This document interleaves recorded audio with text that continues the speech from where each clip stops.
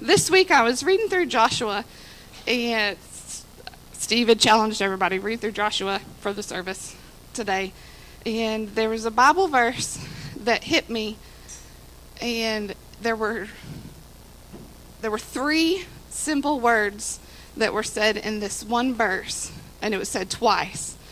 And those three words stuck with me for 2 days. It was to the point on Wednesday I had this heaviness. I could not breathe. I was in tears. And those three words were on dry ground. So that's kind of the topic for today, is on dry ground. And I even got all fancy and made a little thing for you guys. I know, right? So it's in Joshua 3:17. The priests who were carrying the ark of the Lord's covenant stood on dry ground in the middle of the riverbed as the people passed by. They waited there until the whole nation of Israel had crossed the Jordan on dry ground. When I was reading through that, that just on dry ground, it hit me so hard.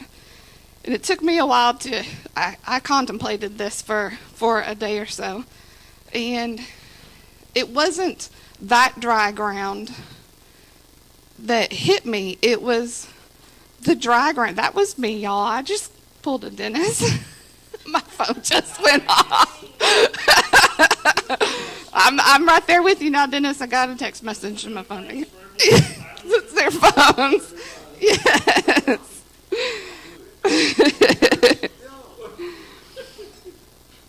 But what hit me was not that dry ground, because in this instance, they are getting ready to cross into the Jordan River. The Ark of the Covenant, the priests, they have stepped into the dry ground, or into the river, the water's parted, and they are about to walk into the promised land. And, I feel like I've walked into the promised land. I'm a Christian, I'm saved, all that stuff. And so, what I was thinking about, what really hit me was the dry ground of them walking around for 40 years. So this may have been before they ever stood in the Jordan, before they ever stepped into their promise, before they ever entered the land flowing with milk and honey. They walked through 40 years of dry ground in the desert. And for some of us, those dry seasons of life kind of hit home. You don't need...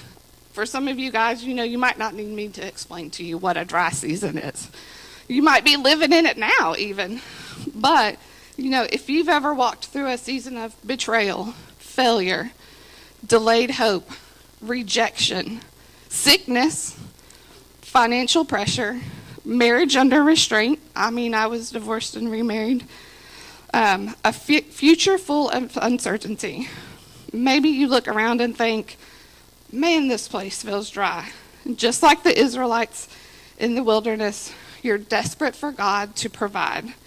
They needed water and food, but maybe today you're desperate for healing, for breakthrough, clarity, unity in your home, for peace in your mind.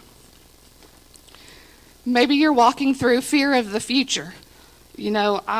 I know this season all too well. My husband is literally across the world in a war. And I get a text from him that says, I'm safe, or I love you. I know that fear of the future very well. Cancer patient, been there before. You never know what the other test result will say. Or even if you're in the clear and then you go back, is there going to be another negative result? But a few things that I learned while reading through all this is to keep showing up, even when you don't feel like it. The Israelites, they just kept wondering. They kept going forward. So keep worshiping, keep reading God's word, keep serving, keep praying, keep showing up to the places that God's calling you to, even when everything feels dry. Galatians 6:9 says, so let's not get tired of doing what is good. At just the right time, we will reap a harvest of blessings if we don't give up. Your faithfulness in the dry season is preparing you for the fruitfulness of the next season. Even when you feel nothing, you don't see anything, even when it feels like God is silent, your consistency becomes the seed of future breakthrough. And another thing that I really liked was pray honest prayers. You know, you don't need to have everything in some particular way when you pray. He just wants to hear your thoughts. He wants you to say what you're feeling, how your frustrations that you might have, questions that you might have, doubts that you might have. Psalm 62:8 says, "Pour out your heart to him, for God is our refuge." It doesn't say that there's an outline for how you should pray. It just says to pour your heart out to him. You know, if you want to say to him, "God, I'm mad I have cancer," you know, that is okay to say. You know, when Nick was moving back to America, when I had cancer, you know, he had that moment of, "God, why did you give this to her? God, I am mad at you." He had that prayer with God. You can bring him your confusion. You can bring him your fear, your doubt, your anger, and your exhaustion. Your honesty opens the door to his healing.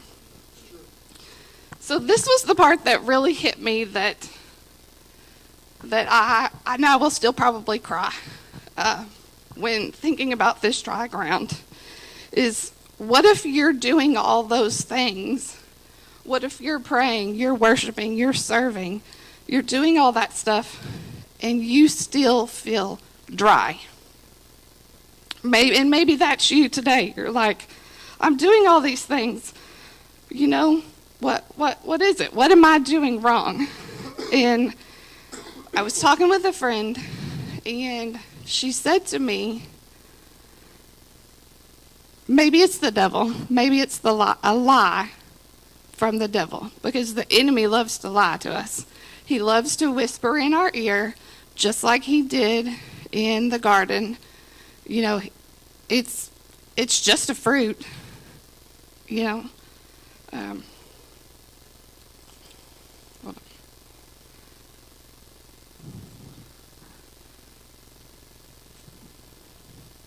So here are some questions just for you guys to think about. If this is you, who told you that you were in a dry season? Who told you that God left you? Who told you your efforts weren't enough? And I feel that one so hard. Who told you nothing was changing? Who told you your situation was hopeless? I remember, like, thinking back to Genesis, when the serpent whispered the lies of, you know, shame crept in for Adam and Eve. Fear entered the garden, but God showed up and said, "Who told you that?" Sometimes the enemy convinces us we're in a dry season when God is actually preparing us for a miracle. Sometimes the devil calls it dry ground, but heaven calls it holy ground. I really loved that. Sometimes the enemy calls it a setback, but God calls it a set up. Israel walked through the desert on dry ground, but they also walked into their promise on dry ground. Dry ground doesn't always mean something is wrong. Sometimes it means God is making a way when there was no way. So maybe today you might feel stuck. You might feel empty. Maybe you feel like God isn't moving. But hear this. Dry ground does not mean God is absent. Dry ground often means God is at work. The same God who held back the Jordan River, who led the Israelites through the wilderness, is the same God who made a path where there was no path. Is the same God walking with you through your dry season. He's preparing you, strengthening you, and leading you toward the promise. So keep showing up. Keep praying honest prayers, and keep trusting in the one who walks with you.